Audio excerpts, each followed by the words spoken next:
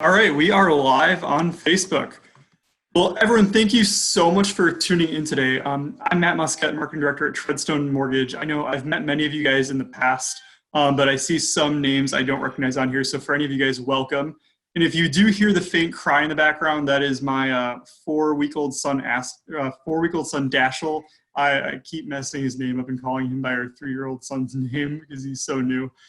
So I am going to mute myself once we get fully going. But we are super excited to do this. This is number 4 in our series of educational webinars that we're going to continue to do even after COVID-19 has hopefully swept off the face of the earth. But I was super excited to do this specific one because I have developed a huge taste for great wine in the last couple of years, just as so many great wine restaurants and bars have opened up in Grand Rapids. House of Wine is one of my all-time favorites.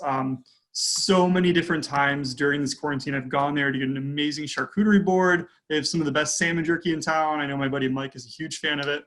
They have amazing cheeses, meats, everything. But I mean, the name is Wine, House of Wine. And they have such an amazing selection of affordably and some other top tier wines. And if you haven't been there, please, please, please check it out. So today I'm here to welcome Summer, who is their sommelier.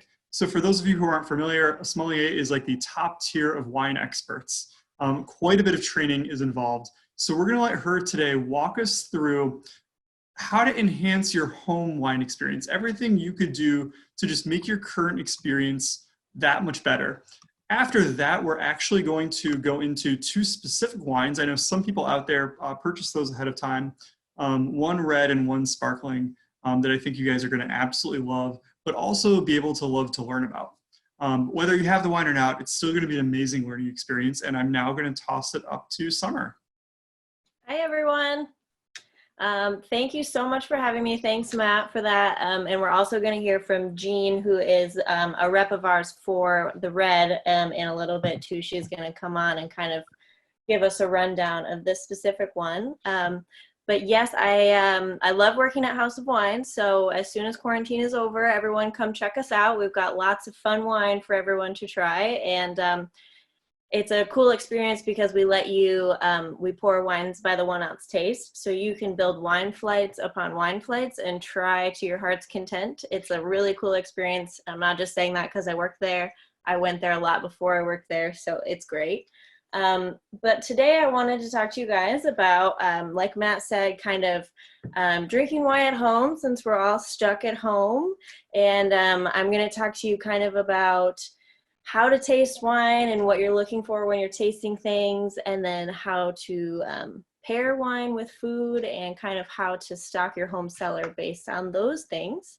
So let's go ahead and get started. The easiest thing to start with is to talk about what wine is and how it's made, to kind of give you a background. Obviously, wine is the fermented juice of grapes. And the 4 main types that I'm going to talk about here are red wine, obviously, white wine, rosé, and sparkling. And the winemaking methods for all of those are a little bit different, which leads to their differences in how they taste different. So let's just jump right in. The wines that people have are the Juggernaut Cab and then the Lucien Albrecht Cremant d'Alsace there, which is a sparkling wine. So 2 of the 4 wines that I'm going to talk about that are covered. So basically all wine juice, once the grapes are harvested and crushed, all wine juice comes out clear. So the color to determine a white wine versus a red wine versus a rosé is based on the skin contact. So when a red wine is being made, the red grapes, which are usually purple, sometimes they can be a little bit lighter in color, are harvested and they're crushed. And then that juice is left to sit on the skins for a length of time that the winemaker really gets to decide. So with that being said, the winemaker has control over how long they sit together, and the longer the juice and the skins get together, the more full-bodied that wine is going to be and the more dark in color, because the skins of the grapes is where you get the tannins that is often talked about in wine, where you get the color pigments, and where you get a lot of the aroma compounds. So with red wine, that would give you the difference between something that's really light-bodied and something that's really full-bodied. It's very different, and the winemaker really gets to choose how long he wants to have those sit. So now with a white wine, it's a little bit different. They crush the grapes. A lot of times it's green grapes. Sometimes you can make a white out of like a pinkish gray grape, like Pinot Grigio, for example. Those grapes are actually like kind of pinkish in color, which is interesting. So for a white wine, they basically remove the skins from the juice right away, and then they ferment it without it being attached. So that juice is allowed to ferment without the skin sitting on it. So none of those things from the skins are being imparted into the wine. It's allowed to keep its light color, and nothing is imparted that way in terms of flavor. So that's the main difference between white wine and red wine. And then when we talk about rosé kind of splits the difference. So usually it's made from red grapes that are the juice is allowed to sit on those skins for a length of time, either based on flavor, based on color. All of those things are kind of in the winemaker's hand there as well. So grapes are crushed, juice gets to sit on the skins for just a short amount of time. If they wanted to keep it on there for the full length of time, then it would turn into a red wine, basically. And then the last one is sparkling wine, which kind of goes in its own crazy realm of winemaking. But basically, sparkling wine starts the same way as white wine does, or rosé if it's a rosé sparkling.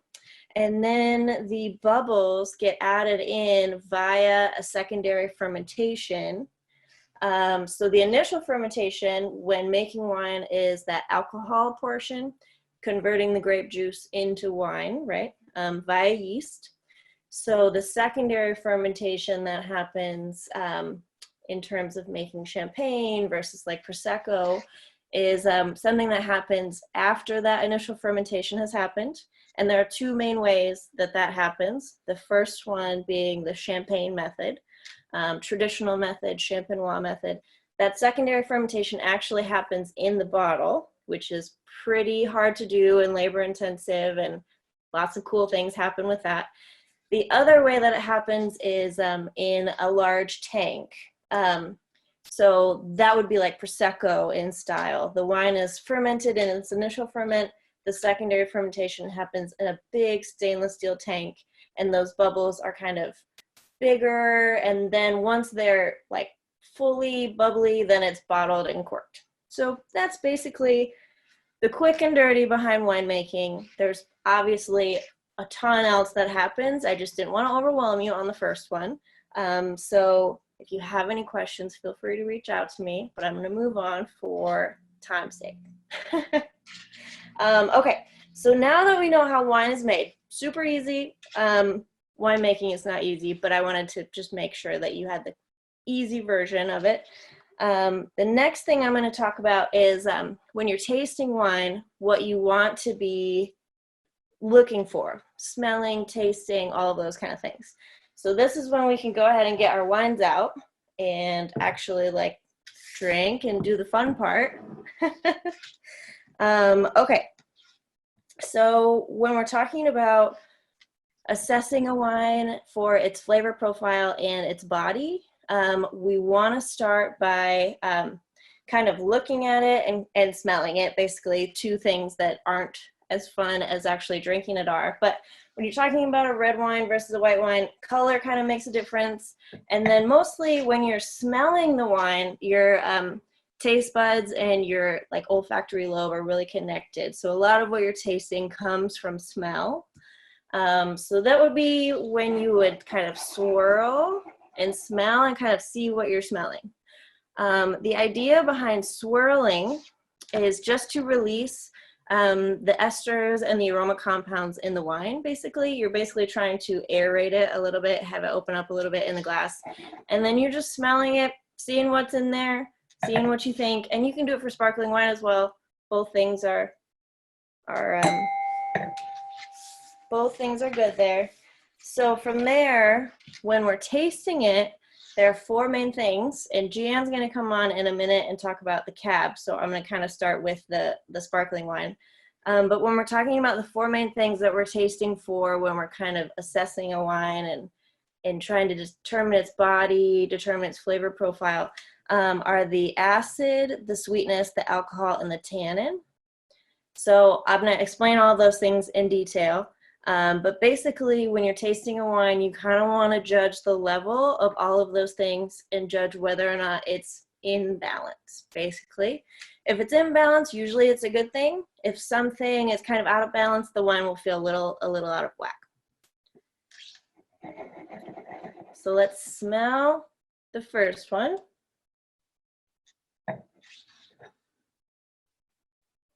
Nice, okay.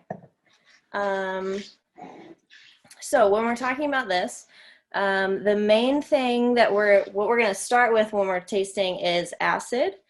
So acidity in food and drink kind of has a tart, zesty flavor. Think green apples, think lemons, all those kind of things. It's kind of the first thing that hits your mouth when you're tasting it, and you'll feel it right away, especially with this Lucien Albrecht.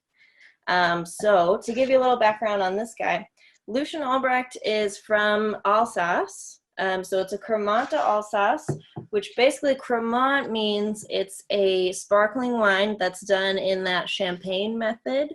That was the one that I was talking about, where the secondary fermentation happens in the bottle. And it's that style originated in Champagne. That's why it's called the champagne method. It's very labor intensive and kind of crazy, but basically the secondary fermentation happens inside the bottle, and that creates smaller, more fine bubbles. All sparkling wines tend to be super acidic, so when you taste this, you'll feel that acid on your tongue right away, kind of like if you were biting into a lemon.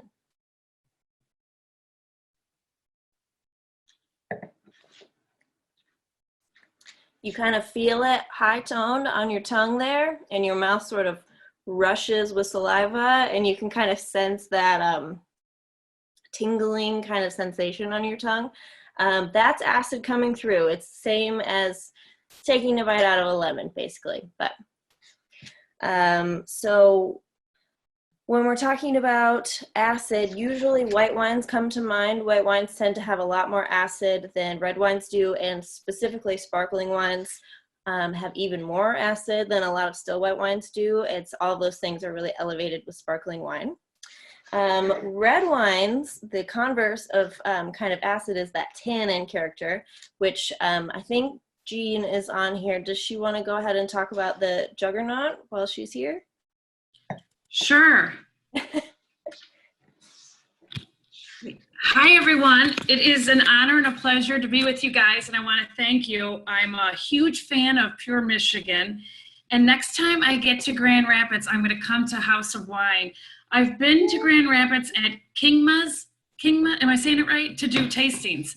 So I actually work for Bogle Winery, and I cover the Midwest, so I'm in Michigan monthly up until this whole COVID thing. But Juggernaut Wine, we are in our third vintage. So the current vintage is the 27 Cabernet. So it's 100% cab, and it's all hillside cab.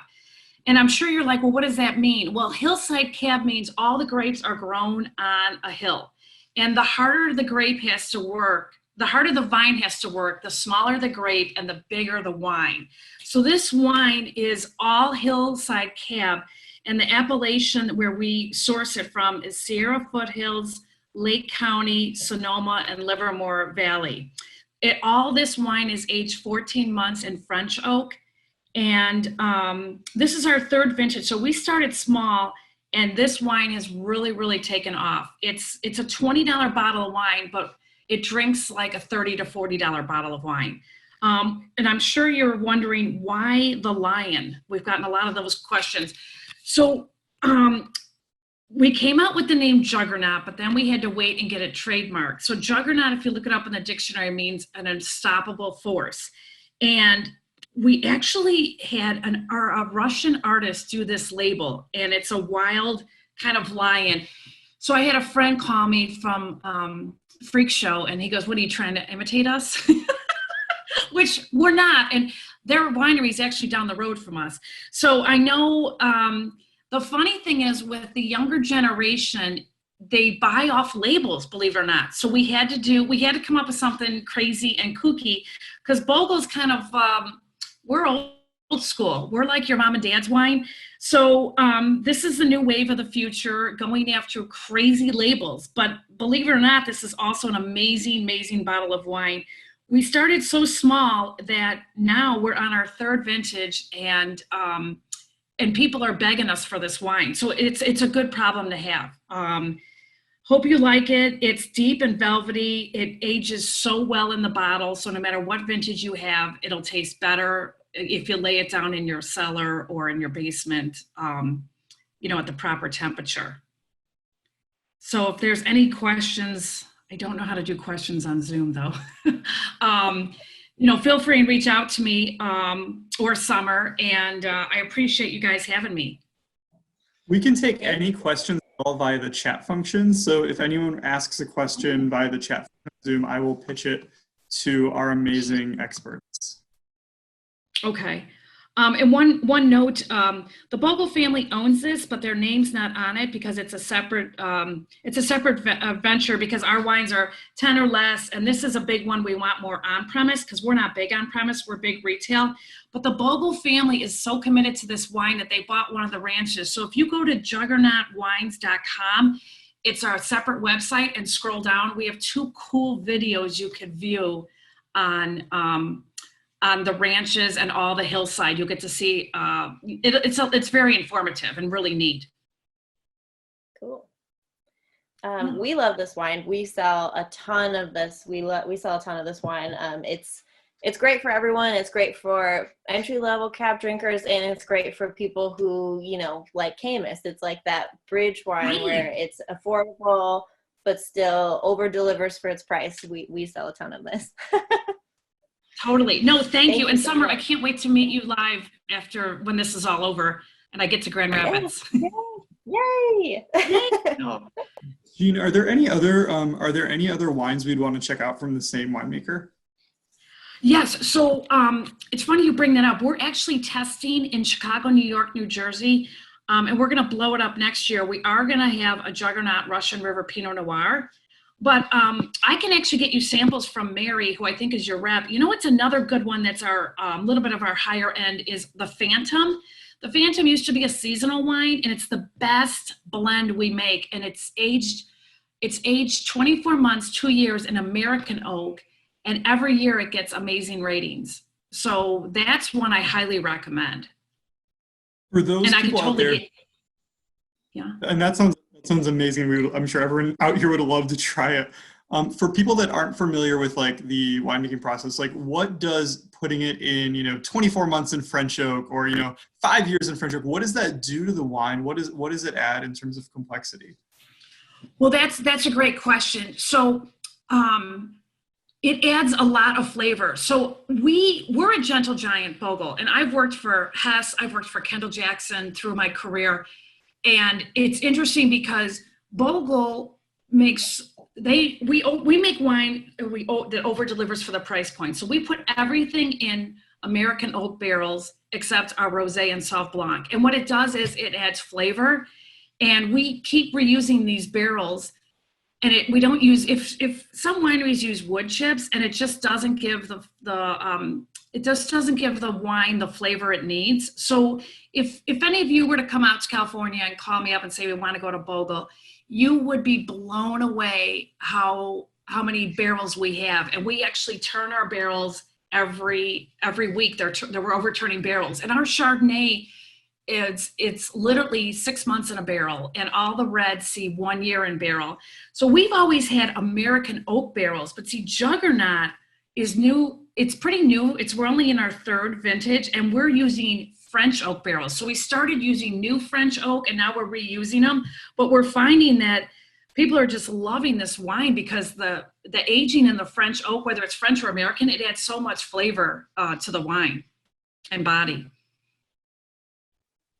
Yeah, so oak barrels traditionally add some oxygen is allowed to get into the wine too. So that is a big thing for full-bodied wines like Cab and Merlots and stuff. It kind of helps them develop a little bit better and tone down those like crazy harsh tannins and smooth them out a little bit. And also some of the like wood tannins kind of get infused and kind of give it that softer, rounder flavor, whereas sometimes grape tannins are super harsh and they kind of are bitter right on the tip of your tongue, whereas the wood tannins are a little bit softer and rounder.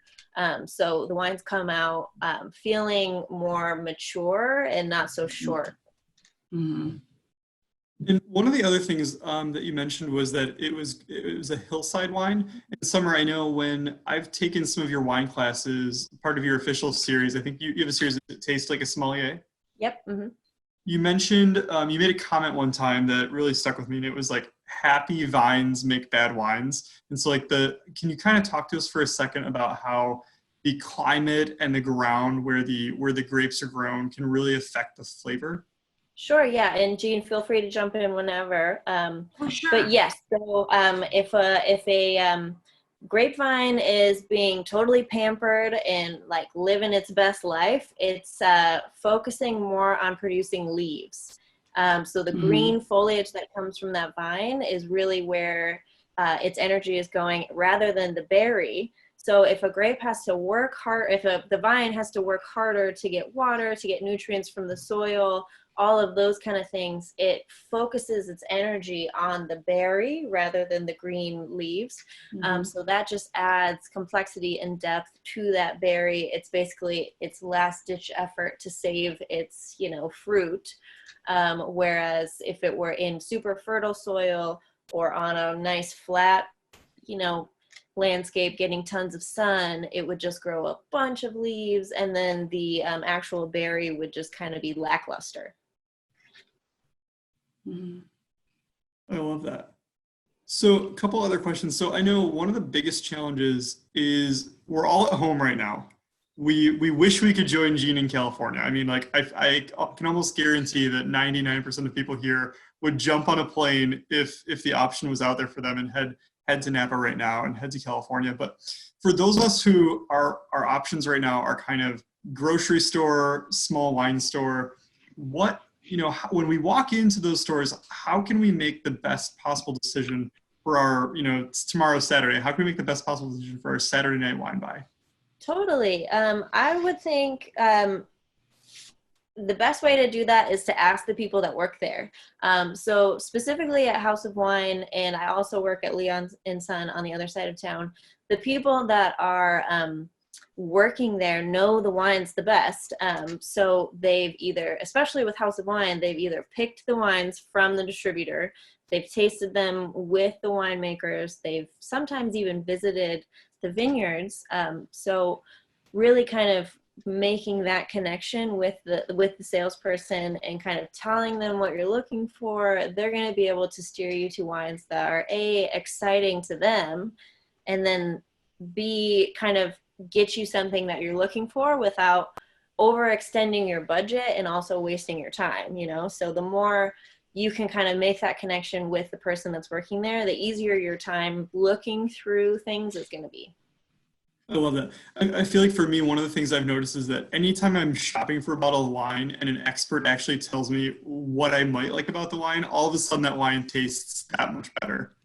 Totally.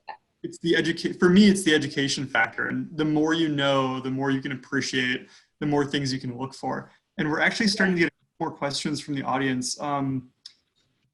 Stephanie wants to know, as someone who's really enjoying great wines in the $20 to $30 price point, what differences should one expect to notice if they were to maybe grab a more expensive bottle?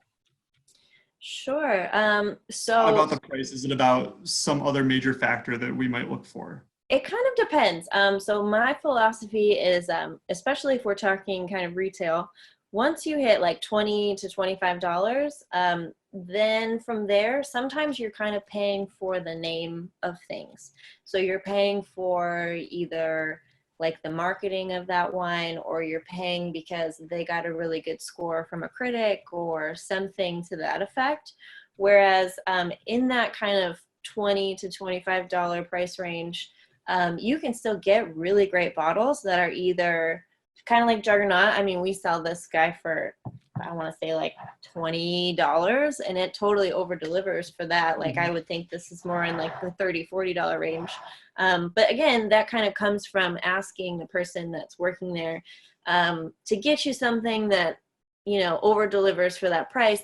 But if you were trying to get something that was a little bit more expensive, what you'd be kind of looking for is a reputable producer. So the more established the producer is, the more like good vintages they've made and the more good scores they've gotten for their wines, the more they can charge for their wines. So sometimes you can really sense it and you can feel the difference, but sometimes you can't, and it just is kind of a toss-up, and you're kind of buying, it would be kind of like, I'm trying to think of a good analogy, but it's like kind of you're buying the pedigree basically of the wine and the label rather than the actual wine itself. Absolutely. You know, I think looking at the audience and some of the names I recognize, I think we have at least 40 amazing professional real estate and mortgage professionals in our audience right now. And I imagine it's kind of like buying a home in a great area where it's an area that has a reputation that precedes itself, but the house is virtually the same as a house 5 blocks away that would be $100,000 less. Totally. That's a super good analogy, actually. That's spot on. So by the way, anyone in the group that's not in real estate, if you need a great realtor or lender, just mention it in the chat and I'm sure I can have someone to your house tonight. Actually, that's a dare. If you comment and you need a great realtor or lender, I can have someone there tonight, because real estate is allowed to start as of yesterday per the governor's for everyone in the audience. Another couple questions we have here. Oh, this is a great one because I've always wondered the same thing. Kayla in Byron Center wants to know, when is a decanter necessary at all for your wine? I know we decanted our Juggernaut upstairs, but like, did we need to? Does it help? Does it not help? What's the deal there? There's a lot of different philosophies on decanting wine. Basically, for me, the idea behind decanting is to give the wine more oxygen. So when you're swirling the wine in your glass, you're giving it oxygen. When you pour the wine out of the bottle into a decanter, you're giving it oxygen. The oxygen exchange, basically what that does, it helps to open the wine. So those esters and polyphenols that I was talking about earlier, it helps those come out and shine, but it also helps the tannins kind of smooth out a little bit. Like if a wine needs to open up, if you give it some air, some oxygen, that oxygen exchange is going to help things like smooth out and be a little bit more round on the palate. So in terms of decanting, if your wine has some sediment in it and you're afraid of drinking sediment, that would be a good opportunity to decant it, but you would want to do it in kind of a special way to try and keep the sediment in the bottle, in the bottom of the bottle, which involves kind of like a candle and a whole process. But really, what you're trying to do is add that oxygen. So if you're ever drinking a wine where you like a heavier, fuller body wine that has some more tannin to it, like this cab, like that's a pretty good call to decant this. Anything that you think could kind of benefit from opening up or softening out, throw it in a decanter. And the fun part about it is trying decanters out and seeing what you think. I've known a lot of somms that will decant their Chardonnays. I've known people that decant sparkling wines, which seems like it defeats the purpose to me, but some people like it. You know, it's kind of a personal preference, I think. Okay. Another question, I think this one came up actually when we were drinking the Cremant. What wine doesn't give you a headache? So I know some people have told me, cheap wine will give you a headache, and other people say it's the sugar content. What is the reason, or maybe it's just that you drink 2 bottles, which, I'm not going to judge, but hey, like, what's the reason that some people get headaches off of wine? Maybe Jean has a better answer than I do for this, but basically for me, it's kind of the sugar content, like you were saying. Cheap wine gives you a hangover and gives you a headache because sometimes they straight up just put sugar in the wine, It would be the same as if you ate a bunch of cookies or drank jungle juice or drank a, vodka cranberry or something like that. That sugar kind of hinders it. I have heard some people get headaches more so from drinking red wine than white wine, but personally, that's not something that I notice for myself. So I don't necessarily, I feel like I probably don't have the best answer for that because I don't know the science on it as well as I should. No, but to your point, Summer, what is interesting is, think about this, like sometimes you'll get the worst headaches and sometimes you don't, but I always say, okay, what did you eat and drink that day? You can enjoy wine several nights, but I always tell people you have got to drink water in between wine because it's just like anything else. It's just like caffeine. Alcohol will always dehydrate you. So whenever I'm at a tasting, I always get these young girls that come up and ask if I have anything sweet. I always go, just the Gale pouring. But, and I always remind these young girls that when they're drinking sweet wine, it has less alcohol, more sugar. And if they get a headache the next day, it might be the sugar, not the alcohol. But some people, think about this too. When you go on vacation, you're in the best mood, you're not stressed, and you're out at a winery drinking wine, and everyone joins those wine clubs, which is kind of a scam because then when you get home and you come home from a hard day of work and you're stressed and the wine's delivered, you open it and you're like, this isn't how I remembered it in California.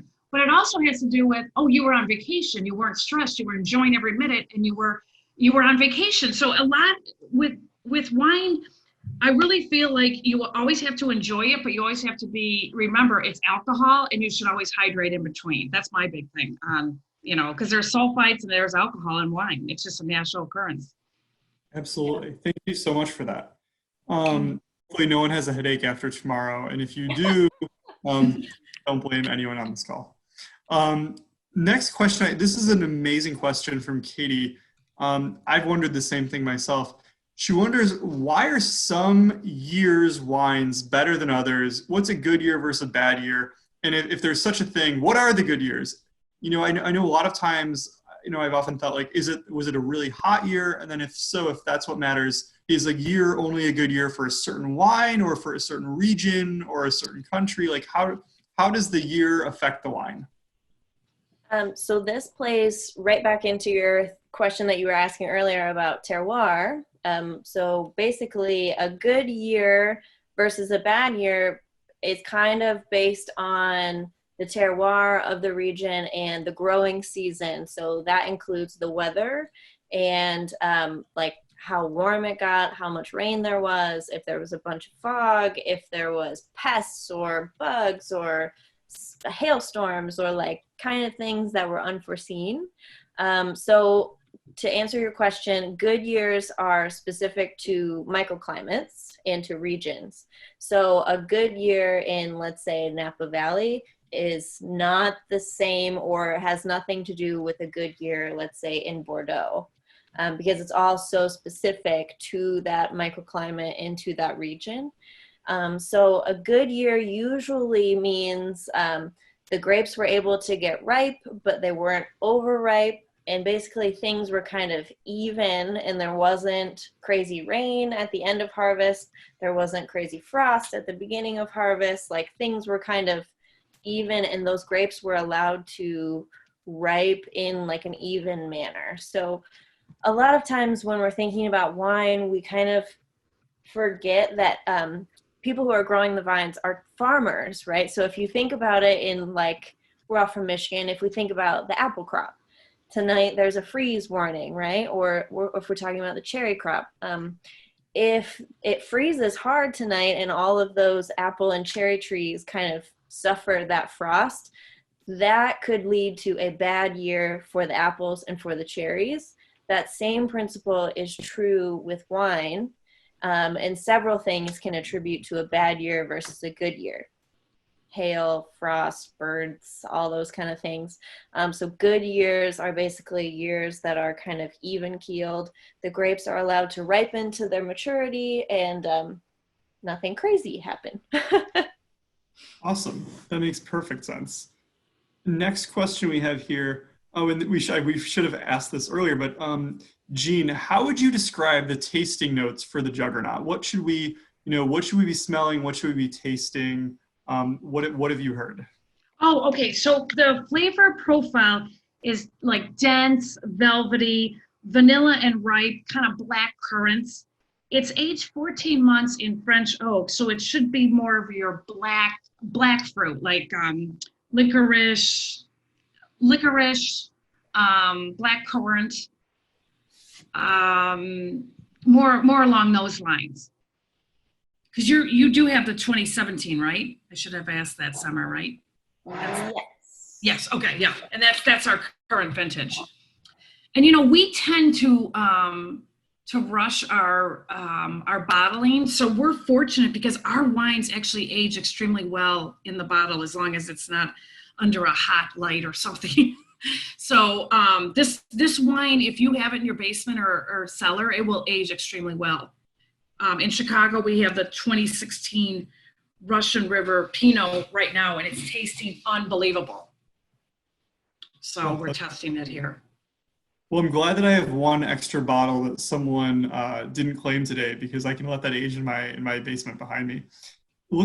Just looking online for a second, I'm actually really excited. It says on Vivino, one of the wine apps I use, that this is one of the top 1% of wines in the world, and that it also, some people think it has notes of like oak, vanilla, tobacco, which is super. One more question for Jean. What other varietals does Bogle work with? So Bogle, we have 9 varietals. We're everyday good value. A Chardonnay Sauv Blanc, we have a Rosé, and then we have a Cab Merlot, Old Vine Zin, Petite Syrah is what we're known for, Essential Red. Yeah, Essential Red, that's our main line. And then we have Phantom and Phantom Chardonnay. That's one tier up, and then Juggernaut is our latest and our new wine. So basically, it's 12 varietals total, and next year it'll be 13. And if we were in California, where is the winery? Oh man, excellent question. We are located in Clarksburg, so it's a real small town. It's, to be honest with you, it's not near Napa or Sonoma, but we're not far from Lodi. So what's so great about the Bogles is we're family owned and operated. The farm has been in their family for 6 generations. So that's why we're able to produce wine that we can over deliver for the price point, because they own a little bit over 1,800 acres and the land has been paid for. So we're 45 minutes from Sacramento, but we're like 20 minutes to half an hour from Lodi and probably 40 minutes from Sonoma. But if any of you are ever out in California and want to come to the winery, please let me know and I'll set you up in our tasting room. You literally cross a bridge that used to be a 1-car bridge. And now we can get 2 cars, which I know doesn't sound like a lot, but it's a big deal for us. So the Sacramento River goes right behind our winery, and it's real old school. Like you'll love it, because when you pull up, it's just nothing but vineyards, and then it's our tasting room. And I used to work for Hess, and Hess was the 3rd most visited Napa proper outside of Mondavi and Sterling. And at Bogle, I mean, some days we get 2 people, some 10, some 20. So on the weekends when we get 20, they look at each other like, we had a busy day. So we love visitors. We don't get a ton of them because we're kind of out in the middle of nowhere.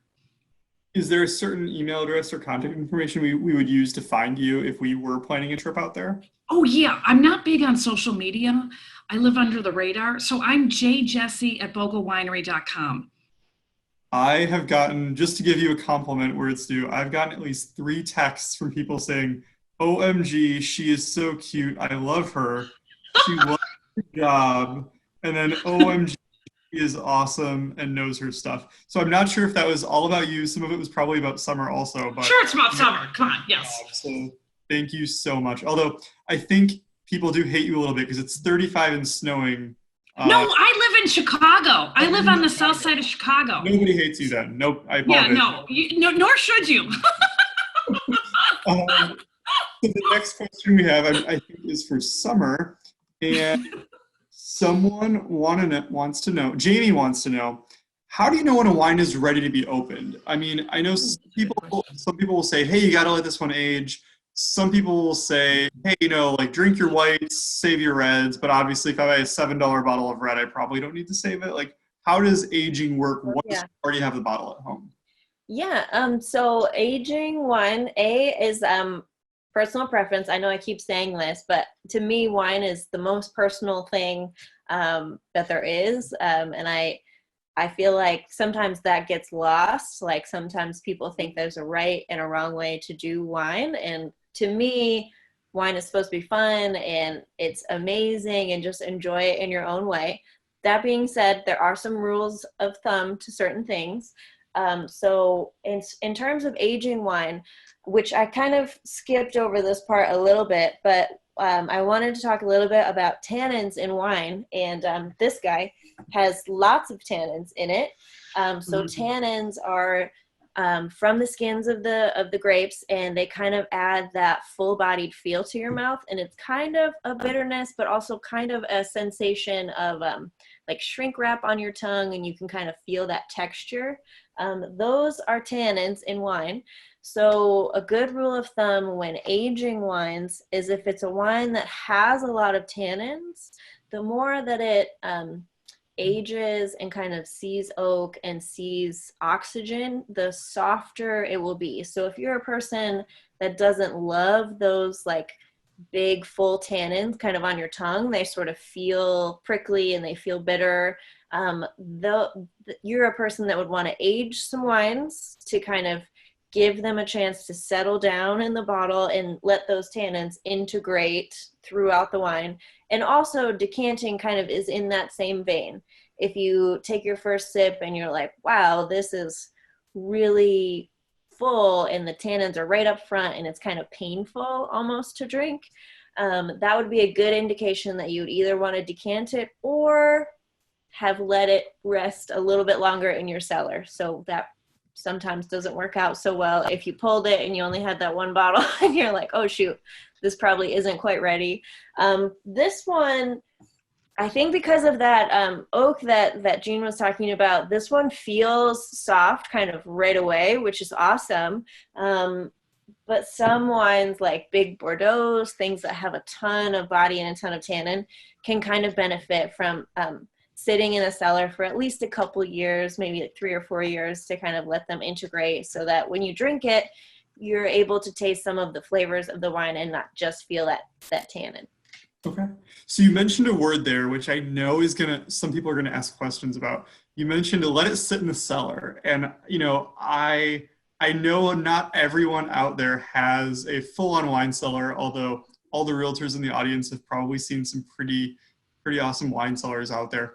You know, I have just some random racks behind me where I keep my wine, but like what should someone be looking for in a wine cellar? And for our real estate agents out there, like when they're talking to a customer that wants a wine cellar in a house, what is good, what's bad, like how is wine stored properly? Sure. So to help you with that, I also store my wine in shitty kitchen racks. I have like 3 of them. They're all empty right now because I've been sitting at home doing nothing but drinking. But so when you're talking about cellaring a wine or storing it properly, the main thing that you want to think about is temperature control. So same concept as a refrigerator, basically. The cooler the wine is, the longer it's going to be preserved for. So cellar temperature is technically like 48 to 55, kind of that window, depending on how cool versus warm you want to keep things. Whites are in like the 40 to 45 range.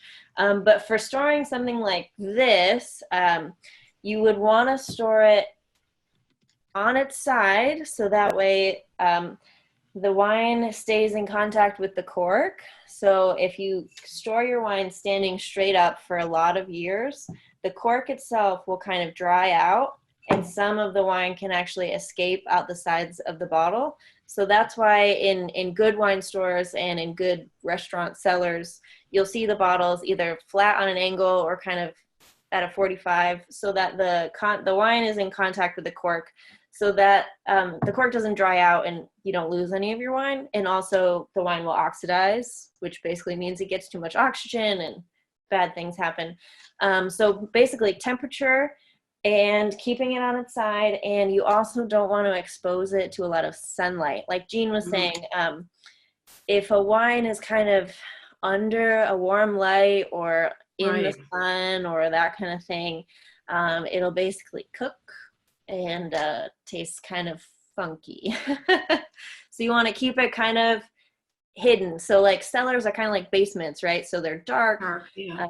They're kind of cooler in that sort of like 45 to 55 zone, and wine's on their side. Yeah, 3 things wine doesn't love is heat, light, or movement. Heat, light, or movement. Those are all the things I love that I'm missing out on due to COVID-19. Yes. The next question we have from Paul, and I've heard this one a lot. Can you explain, it's got good legs. What gives wine its legs? Sure. Okay. So, this leads me into another thing. Earlier, when I was talking about the 4 things that you're kind of tasting for when you're assessing like a wine's body, one of them is alcohol content, and one of them is sweetness. So then the other 2 are acid and tannin. So when you're talking about legs, basically what you're talking about is, you probably can't see through the screen, but when you swirl the wine around and it settles back down and you can see like the little streams coming down, those are legs or tears, or I'm trying to think, I don't think that's all they're called.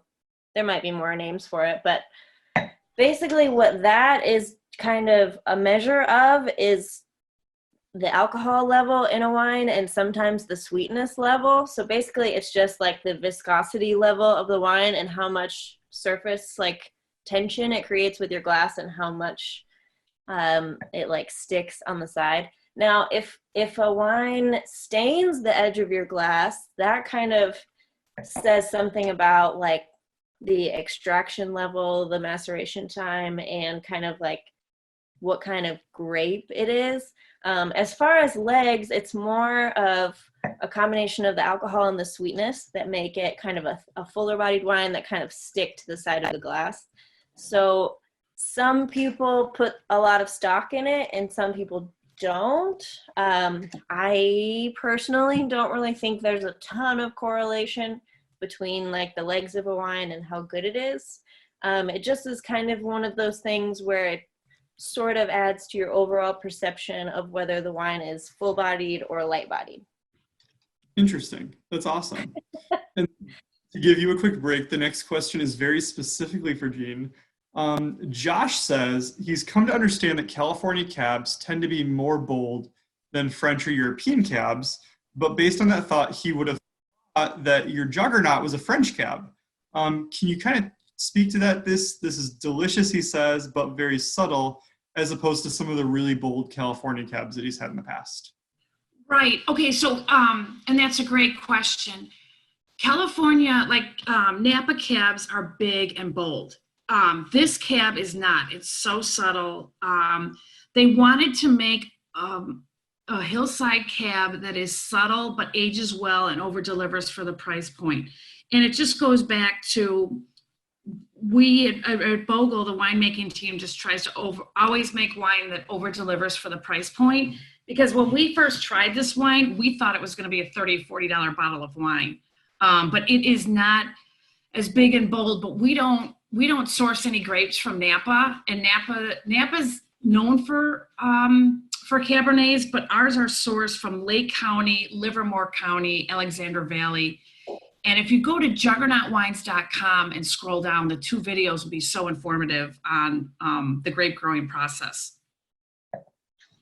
Perfect. Thank you.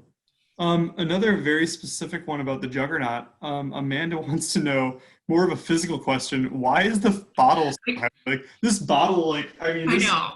Some girth to it. Like if I hold up like another one of my Oregon peanut, the Juggernaut is literally a Juggernaut and weighs like double the amount. Okay, that's a great question. I have to find this out. So we don't get our glass from China. We actually get all of our glass from Mexico. So this is our heaviest bottle, and the case it's a workout just lifting that case. So I will find out why it is so heavy. It is a very thick, heavy bottle. Yes. Yes. The good news is for everyone that's been trying to struggle to find home fitness equipment that's also fine. If we just buy a case of Juggernaut from House of Wine, we could maybe do some like overheads, some squats. I mean, we could have some. Yes, you could just go like this before you lift it, you know, Yeah, before you absolutely. open it. So a couple other questions. So Meredith wants to know, and I think Summer, you started talking about this, but without the special the certain word. How does the terroir play into these wines? Like Sure. we tried a French Cremant. We've now had the Juggernaut. Like, how does the variations in the land and the spirit of the earth like affect the actual taste? Sure, yeah. Terroir is one of those things that is kind of elusive, but when you really kind of break it down in wine, it kind of shows itself in interesting ways, especially, this is again why I think wine is so personal. Like some people taste certain things and other people taste certain things. For me, especially with the Juggernaut, so as Jean was saying, the hillside style is a huge part of the terroir for this wine. So if this wine had been grown in, let's say, a valley in Livermore and Alexander Valley, if it had been grown just like flat on the ground, it would have a totally different flavor profile. But because it's grown on that kind of hillside pitch, you can sense that like lighter, more subtle style, because when you're thinking about the actual berries and how ripe they're getting, this is like totally nerding out, but the more sun they're exposed to, the riper those berries are going to get, and the more like full and kind of juicy those berries are going to get, and kind of the less interesting and complex they're going to get, right? Because they're just like fat plump berries that are making, you know, super juicy wines. Whereas this being grown on the side of a hill, you can kind of sense, based on the fact that it's not so like overblown and full bodied, you can kind of sense that the grapes have struggled a little bit, and they have some of that kind of interesting character showing through because of that pitch that they're grown on, and because of the things that they've struggled through during their growing season, and based on the orientation of those hills. That's a great answer. I think everyone appreciates that. Next one. Oh, this isn't necessarily a question, but some people love that Jean has a phone behind her, like but there's like an actual. Does that work? Can you call one of us? No, I bought my house from a 95-year-old Polish lady. It came with the house. It's one of those old rotary phones. Yeah. You should connect that. That is so cool. All right. Next thing we have is, what is there a certain temperature, Gene, that we'd want to drink the cab at? Like, is it room temperature for a red wine like this, or do we want to try to get it to a certain temperature? How are we going to enjoy this the best?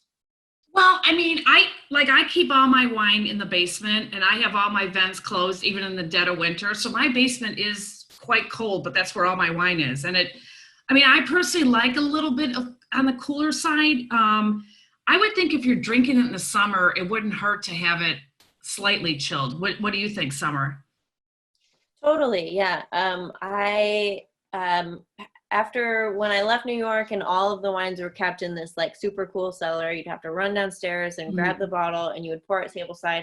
Some people would get really offended if the wine was like 55 degrees, and some people would get so excited if it was 55 degrees. So it's totally personal preference again, but I'm with Jean on this one. I like that cellar temp. I like the 55.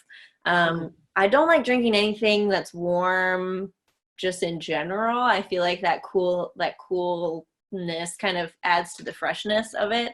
But yeah, personal preference, I would say in that same kind of basement temperature. Okay. Another temperature related question. So Amanda wants to know, on the thought of like you don't want to cook a wine. There's so many of us with COVID-19 happening that we're getting wines delivered constantly. I know I'm getting wines delivered from a whole bunch of places right now. Some of my wine clubs are delivering everything in the spring and in the fall, but they won't deliver in the summer. Is it bad to get like a wine delivery in the middle of July in Michigan, or is it not a big deal? It depends on how it's transported. So if you're working with like a good distributor, they'll usually have kind of like a temperature controlled system in place so that if it's coming to you, it's not totally sitting in the sun. But it's kind of a gray area, because if they drop it off on your porch and your porch is like in direct sunlight and you let it sit out there for a full day or two, sometimes that can like if you left your wine in your trunk, that kind of thing, sometimes that can add to that like cooked sort of flavor. So I would say, like, if you're paying attention to who you're buying it from, and just ask too, like they'll know how they're shipping the wine to you, if it's in a temperature controlled kind of box, or if it's in a temperature controlled like freight kind of system. If it's not, that's kind of a bummer, but if you get it off your porch within a couple hours, it's probably not going to affect it a ton either, I wouldn't think. Okay. On the same note of like something affect, the packaging and the weather affecting the wine, Paul is asking, some wines have screw tops. They kind of have a bad rap right now. Corks versus screw tops, how does it affect the wine, or does it not? So the main thing that it affects is that oxygen exchange that I was talking about earlier. So the same principle with keeping the wine in contact with the cork. In screw caps, none of that really plays too much of a role because there's no oxygen exchange. As soon as you like screw off the twist top, then the oxygen exchange happens. But really before that, there's no oxygen getting into the wine. Whereas with a true cork, wine, like oxygen will get in here. Granted, it's slow, it's not a ton, but like oxygen is still kind of getting in there and exchanging. So that's the main difference. And the other one is with screw caps, you're just kind of avoiding the corked wine thing altogether. So when a wine is corked, the cork is infected with TCA, which is like a bacteria, right? I hope. It's been a minute since I've studied that, but I think TCA is a bacteria that kind of makes the entire bottle taste like wet cardboard or kind of moldy. So with screw cap wines, you just don't even have to think about it. They're going to be sound and fresh. So sometimes screw caps get a bad rap because they like symbolize a wine being cheap, but that's not always the case. And I personally love screw cap wines, and I think that that kind of, you just know that it's going to be a good bottle. That's kind of a great thing to me, I think. What do you feel? How do you feel about like wine in a can? I mean, I know for any of us that like picnics in the summertime, they're awesome. Or if you go to like, Frederick Meyer Gardens in town, like they're all canned wines. Like, are they good? Is it a terrible thing? What's the story there? I am 100% for wine in a can. Mm-hmm. I love it. I actually have a box of wine in my fridge right now, believe it or not. So apparently I love boxed wine too. It just it depends on the producer. So some producers make super great canned wines, portable wines, wines in interesting packaging, but you can still taste the wine and you can still tell that they care about it, and it still has an awesome flavor profile. Same with like beer or anything else. There are mass-produced wines in cans that aren't as good. They don't necessarily taste like wine. They're not like that great, but it's all relative. And also when you're kind of like Jean was talking about earlier, it's all about what kind of situation you're in. So if you're going to the beach and you're drinking wine out of a can, you're probably going to love it because of the environment. It's like when you fell in love with that wine at the winery, right. You fell in love with the environment, your friends that you were with. So if you're going to the beach and you want to drink a can of wine and you're having a great day and the sun's out, like, more power to you. Awesome. Deb wants to know, I think the whole crowd wants to know, what box of wine do you have in your fridge as the wine expert? So I have a 3-liter box of this wine called Domaine de la Patience, and it's a rosé. And it's from the south of France. It's not a Provence rosé. It's from a Languedoc, but so it's a Grenache Blanc and Grenache and Syrah blend in this rosé. And the reason I got it was because it's 3 liters, and with rosé, you don't really want, with like white wines and rosé, like you don't want that oxygen exchange, right? Like, it's going to go bad if you leave it out or if something crazy is happening. But with the bag, it's oxygen stable. So there's no, like, you just don't have to think about it. There's no oxygen exchange happening. So I've just had it in my fridge now for a week. I just drink a glass whenever I feel like it. It's not going bad. It's a good one. Kind of like your OJ in the morning. You just wake up, you pour yourself some rosé. Fantastic. Yes. And on the same note, another one for summer. Amanda wants to know, do you guys at House of Wine have a large supply of the Juggernaut in stock right now? She's going to be there in the next couple of days and thinks it might be a very essential quote unquote shopping trip. I think so. I was there earlier today, and I wish that I should probably text Jim or Emily and see what the stock is like, but I think there was at least a full case in there when I was there today, so I think you should be good to go. If not, I'm assuming you guys can get it pretty quickly because I know I had to order extra from you guys, and you guys were able to accommodate for everyone that had requested a bottle from me. Yeah, yep, that's a pretty easy one to get. And Jim just commented that he believes there is a case available right now. First come, first serve, though. Awesome. All right, so kind of finishing up, it's 9:06. Amanda wants to know from Jim, can you hold the case of Juggernaut wine, please, for her? So I will let Amanda and Jim. Oh, he also has a case at home, so that's good. This is hysterical reading the comments right now. Amanda and Jim, if you guys both go in the group chat and exchange contact information, you guys can start the wine exchange project proposals. Although Nicole thinks we should bid up the price to get it a little bit higher. So Summer, and Jean too. Like, what are some kind of closing thoughts? You know, we all had a great time with this today. What do you want to end with? What should we know that we don't already know? Sure. Well, the last thing I wanted to talk about is kind of pairing, because I know you had mentioned that in your email. So there are a couple schools of thought with pairing, and I'll touch on them really quick. With pairing wine, just have fun with it. I mean, drink what you like. That's always been my philosophy. If I'm eating food that I like and I'm drinking wine that I like, even if they don't necessarily go together by the book, I'm still having a great time. So that's usually my rule of thumb. But when you're talking about pairing wine, you want to either create like a complementary pairing or a contrasting pairing. So complementary would be you're trying to match the body of the wine with the body of the dish, essentially, or some of the flavor profiles. You're trying to create a match.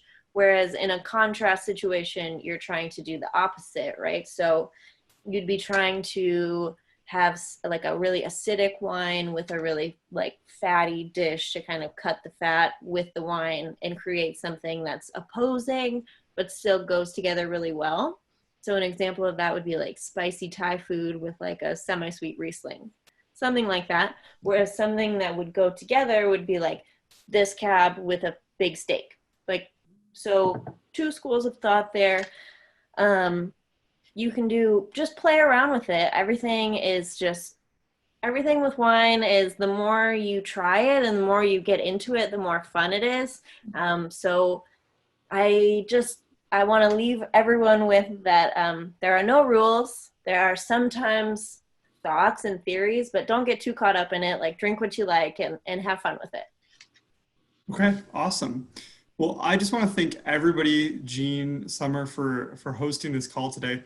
I know my laptop battery in the basement here is about to die, so we might not have much longer if we get cut off, but thank you everyone for coming out today. We did record this, so it will be available for anyone you want to share it with, but I highly encourage everybody to run out to House of Wine, run out, buy some Juggernaut, buy some of the sparkling that we tried as well. And then anyone that has any other questions, feel free to hang out right now on the chat and ask any questions. Summer and Jean are here, and they're more than happy to answer. And for those of you who don't know, mortgage rates are still at like 30-year lows. So if you need to refinance, you can probably save a couple $100 on your mortgage payment, or if you need a great realtor for a purchase, we would absolutely love to help. So thanks everybody so much tonight. Have a great Friday, and hopefully everyone can travel somewhere warm if you're stuck here in Michigan.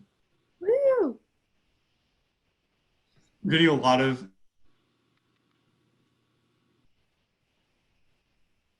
Thank you. Thanks, guys. Thanks for joining. Thank you, Summer. Nice to meet you. Can't wait to come meet you live. I am excited too. Yay. Yeah, I'll bring you some wine. Woohoo. Hey, we had a great time. Thanks, you guys. Oh, great. Thank you. Hey. My laptop died, so I had to switch back to my cell phone. Oh, shoot. My glass is empty, which is a huge problem. I shared it with too many friends today. This was so much fun. Thank you so much. You're welcome. You're welcome. And if anyone has any questions, have them reach out to me or Emily or Jim. We're happy to help. This was so Awesome. great. Thank you. Well, I have one final question for you. Okay. All right. So, and I don't remember if I asked this to you at one of the events in the past, but I'm going to like one of my favorite wine bars tomorrow that is open. I'm Where? going to Florida. Okay. So it's called the Wine Cave, and it's in Naples, Florida, and they literally built a cave in the restaurant. So it's cool. like the temperature is amazing, and they have a bunch of really great Amarones. Oh, yeah. But like not shockingly, they're all like $150. Yeah. Is there any type of wine that's like somewhat similar to that at a lower price point? Yes. So in that region, in the Veneto, they make what's called a ripasso style wine. Okay. So I think maybe I've given it to you at House of Wine before, but I can't remember because we had one ripasso on for just a short amount of time. But basically, the idea behind it is it's the same grapes, Mm-hmm. and rather than having them fully dried on the mats like they do for true Amarone, they repass the wine over Amarone skins, basically. Oh, okay. So it takes on some of the flavor of Amarone, but it doesn't go through the same like crazy winemaking process. So it comes out way cheaper. So Okay. usually, so in that region, in the Veneto, there's Valpolicella, which is probably the cheapest, and then Ripasso, which is Valpolicella that's been repassed over the Amarone skins. And then the Amarones go through that like raisinated process where they dry the grapes out in the sun, and so that lowers the yield of the wine so much that drives the price up like crazy. So that's why they're so expensive. Is basically they're making wines out of raisins, so Right. they get like a third of the wine, whereas with the ripasso method they still get kind of their full yield. So they taste similar, they have some of those same flavor profiles, but they're usually quite a bit cheaper. Okay, so ask for a ripasso. Yeah. I know. It's been too long since I've been at like a real restaurant or wine bar, so I'm just like dying to get out. And I'm so jealous. well, you know what? You're welcome to join us. The flights were like $86 a piece, and the hotels are like $100 a night. So. Yeah, my husband's family lives in Montana, and they just reopened everything out there. So they've been saying like, get a flight. They cost like $100. You can come and we'll all go out. We literally the wine bar we're going to only has 15 seats, and they're only allowed to have 25% of that amount of people in there. But it's like me, my wife, my father, my mother, and then I have two kids, but they're 3 and 1 or 3 and that's everyone. And I'm like, does that like, are you counting my 4-week-old baby as a human? Because like that's not fair. Like we will leave him outside in like his pram if we have to, but that's the whole capacity for the whole that's thing. the whole. I know we're gonna have to like commit to spending a fortune because we're gonna be the only people allowed inside at a time. But we'll see. You'll get good service. I would hope so. Well, thank you again so much. I'm gonna end the call now and the recording now, but I can't wait to see you inside House of Wine. Awesome, sounds good. Thank you, man. All right, bye. Bye.